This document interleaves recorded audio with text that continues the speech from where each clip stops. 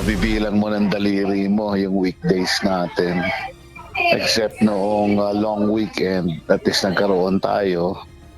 Pero wala talaga. Kaya may mga cost-cutting measures tayo na ini-implement na dito sa amin. We're speaking for ourselves to sa BCC. So yun, talagang ramdam na ramdam yung yung kurot ng ng gera na nangyayari ngayon.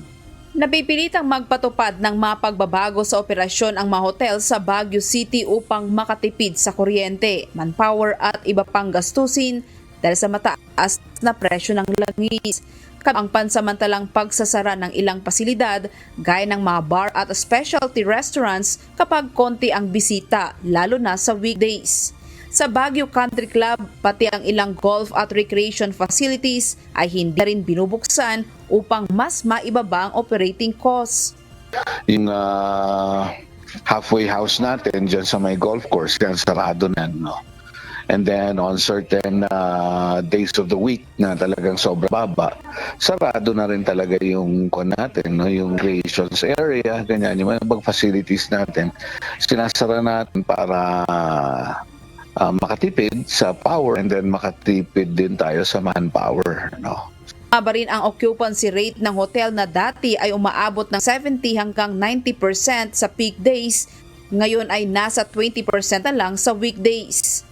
Noong Tuesday sa 24 tayo, tapos Monday 22, ngayon nasa 55 tayo. So may slight increase, no? Pero usually laro yan sa 70, ganyan. Tapos pagdating ng Friday, tataas na yan ng 90, ganyan.